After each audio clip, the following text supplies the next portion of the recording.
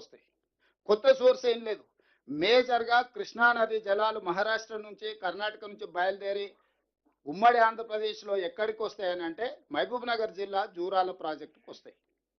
నీళ్లు వచ్చినప్పుడే జూరాల నుంచి మనం లిఫ్ట్ చేసుకొని మొత్తం మహబూబ్ నగర్ జిల్లా, రంగారెడ్డి జిల్లా, నల్గొండ ఎక్కడికి తీసుకెళ్ళా తెలంగాణకి ఎక్కడికైనా తీసుకెళ్ళొచ్చు. దొరికిన కాడ వదిలేసి తోక దగ్గరకు పోయింది, తల దగ్గర పట్టుకోవాల్సింది వదిలేసి తల వదిలేసి తోక దగ్గర పట్టుకుంటా అని శ్రీశైలం పోయాడు. శ్రీశైలంకి వచ్చే వరకల్లా ఒక ఒడ్డున రాయలసీమ ఉంది, ఇంకొక ఒడ్డున తెలంగాణ ఉంది. రాయలసీమ ఒడ్డున వాళ్ళకున్న పోతిరెడ్డిపాడు కావచ్చు, ముచ్చిమరి కావచ్చు, మాల్యాల కావచ్చు, రాయలసీమ లిఫ్ట్ కావచ్చు, ఈ ప్రాజెక్టులన్నీ అటువైపున వాళ్ళు ఈరోజు 13.37 టీఎంసీలు పర్ డే, అంటే ఒక సముద్రాన్ని మలిపినట్టు 13 టీఎంసీలు 13.5 టీఎంసీలు దాదాపుగా ఒక రోజుకు తరలించుకోవడానికి అవకాశం. అంటే ఒక నదినే మలుపుకొని పోయినట్టు.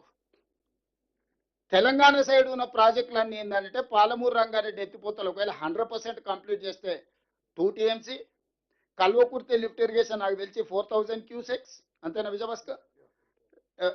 SLBC tunnel 4000 cusecs, best scenario 6000 cusecs. Hardly మనం డిజైన్ చేసిన ప్రాజెక్టే శ్రీశైలం బ్యాక్ వాటర్స్ నుంచి తెలంగాణకి 2.5 టీఎంసీలు కూడా లేదు. ఈ రోజు ఎంత వాడుకుంటున్నాం మనం అంటే నిజంగా ఈ లెక్కలు చూస్తే మనం సర్ప్రైజ్ అవ్వాలి. 0.25 టీఎంసీ ఈ రోజు తెలంగాణ శ్రీశైలం బ్యాక్ వాటర్స్ నుంచి వాడుకోవడానికి ఉన్న మన ఇన్ఫ్రాస్ట్రక్చర్ ఎంతనే అంటే 0.25 TMC, not even half TMC, quarter TMC మనం వాడుకోగలుగుతున్నాము. Just quarter TMC.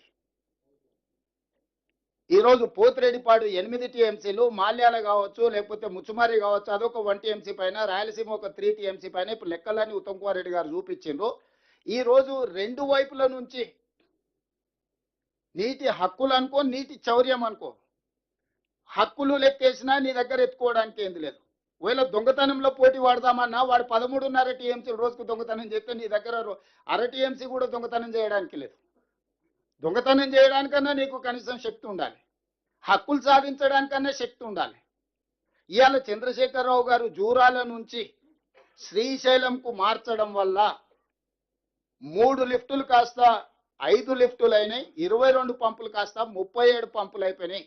తెలంగాణ రాష్ట్రానికి సర్వ హక్కులు ఉన్న వరద జలాల మీద ఉన్న ప్రాజెక్టు 70 టీఎంసీలో నీళ్లు తీసుకెళ్లి ఉమ్మడి రాష్ట్రం అవ్వడం వల్ల, కంబైన్డ్ స్టేట్ ప్రాజెక్ట్ అవ్వడం వల్ల జల వివాదాన్ని సృష్టించి వాళ్ళు సింపుల్ కేసు వేసారు. ఆంధ్రప్రదేశ్ సోర్సు మారింది, టీఎంసీ మారింది, అంచనా మారింది. కాబట్టి ఇది కొత్త ప్రాజెక్టు, ఉమ్మడి రాష్ట్రంలో మంజూరైన ప్రాజెక్టు కానే కాదు ఇది.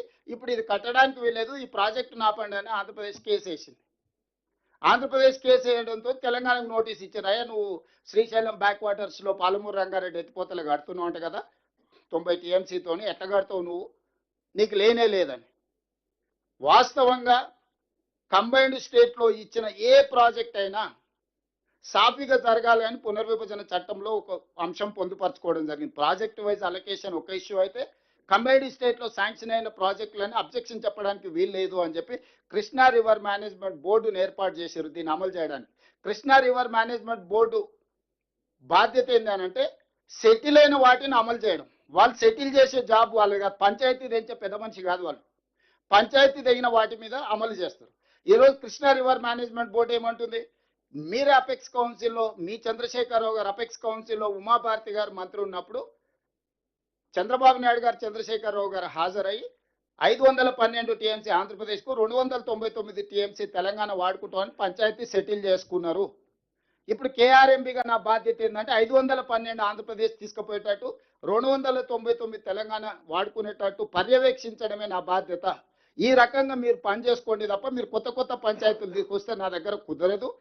ఈ వాటర్కి బచావత్ ట్రిబ్యునల్ ముందర పోయి మీరు వాదించుకోండి, అక్కడ మీకేమన్నా లెజిటిమేట్ రైట్ వస్తే అప్పుడు దీన్ని అమలు చేస్తానికి కేఆర్ఎంబీ సింపుల్గా స్ట్రైట్ లైన్ చేసేసింది. ఇప్పుడు ఆంధ్రప్రదేశ్ ఏం చేస్తుంది, ట్రిబ్యునల్ ముందర అసలు కేసే తెగకుండా ఆల్రెడీ నువ్వు సంతకాలు పెట్టి ఇచ్చేసినావు, దాని ప్రకారం కేఆర్ఎంబీ అమలు చేస్తుంది. వాడు వాని కొత్త పంచాయతీ అక్కర్లేదుగా, వాడికి ఎంత కావాలనో అడిగిన దానికంటే ఎక్కువ వచ్చేసింది. ఇంకా వాళ్ళకి ఇష్యూయే లేదు. కానీ చంద్రశేఖరరావు ఏం వాదించాల్సిన అవసరం ఉండే, అంతర్జాతీయ జల విధానంలో పరివాహక ప్రాంతాన్ని బట్టి నీటి కేటాయింపులు జరగాలి. పరివాహక ప్రాంతం తెలంగాణకి 71% ఉంది, ఆంధ్రప్రదేశ్కి 29% ఉంది. కాబట్టి 555 టీఎంసీలు మాకు ఇవ్వాలి, మిగిలినవి ఆంధ్రప్రదేశ్కి ఇవ్వాలని ఫస్ట్ తెలంగాణ రాష్ట్రం వచ్చిన తర్వాత అపెక్స్ కౌన్సిల్ మీటింగ్లో చంద్రశేఖరరావు ఈ వాదన వినిపించాల్సింది. రెండో పాయింట్ ఏంది, బేసిన్ లోపలనే నీళ్లు వాడాలి, బేసిన్ బయటకు తరలించడానికి వీల్లేదు. ఇది రెండో విధానం. సో ఈరోజు ఆంధ్రప్రదేశ్ కృష్ణా బేసిన్లో వాడట్లేదు కృష్ణా నది జలాలను, పెన్నా బేసిన్కి తీసుకెళ్తున్నారు. ఈ రోజు పోతిరెడ్డిపాడు ద్వారా వీటన్నిటిని తీసుకెళ్లి పెన్నా బేసిన్కు తరలిస్తారు. కాబట్టి మేము ఎట్టి పరిస్థితుల్లో బేసిన్ బయటకు తీసుకెళ్లడానికి మేము ఒప్పుకోము. కృష్ణా బేసిన్ అవసరాలు తీరిన తర్వాతనే అంతర్జాతీయ జల విధానం ఉన్నది. కాబట్టి కృష్ణా బేసిన్ అవసరాలు తీరితేనే పెన్నా బేసిన్కి తీసుకెళ్లాలి. కాబట్టి ఆంధ్రప్రదేశ్ ఏదైతే పెన్నా బేసిన్కు తరలించకపోతుందో ఆ పెన్నా బేసిన్ తరలింపును పూర్తిగా తక్షణమే ఆపండి అని ఫస్ట్ అపెక్స్ కౌన్సిల్ ఉమాభారతి దగ్గర జరిగిన మీటింగ్లో చంద్రశేఖరరావు గారు వాదించాల్సిన అవసరం ఉండే, అది వాదించలేదు. ఇంతకుముందు ఉత్తమ్ కుమార్ రెడ్డి గారు 4 ప్రాతిపదికలు ఈరోజు మనం వాదన ఏదైతే వినిపిస్తున్నాం వివరాలు మీకు చెప్పాడు. ఏ ఒక్క అంశం కూడా ఆ రోజు చేయలే. పోనీ ఫస్ట్ ఇయర్ మిస్ అయింది, తర్వాత అపెక్స్ కౌన్సిల్ మీటింగ్లో కూడా దాని మీద తిరిగి వాదన వినిపించలేదు. సో ఈరోజు ప్రధానంగా ఆంధ్రప్రదేశ్ కృష్ణానది జలాలను పూర్తి స్థాయిలో ఆధిపత్యం సాధించడానికి కారణం చంద్రశేఖరరావు గారు తీసుకున్న 2014 నుంచి 2023 వరకు జరిగిన నిర్ణయాలు. రెండవది, ఈరోజు పాలమూరు రంగారెడ్డి ఎత్తిపోతలు ఎందుకు వివాదాస్పదమైంది? జూరాల నుంచి నువ్వు శ్రీశైలం తరలించడంతో ఆంధ్రప్రదేశ్ కేసు వేయడానికి అవకాశం వచ్చింది. నువ్వు ఆ ప్రాజెక్టును 2022 వరకు డిపిఆర్ఏ తయారు చేయలే. ఎందుకు చేయలేదు? డిపిఆర్ తయారు చేస్తే పబ్లిక్ డాక్యుమెంట్ అవుతుంది.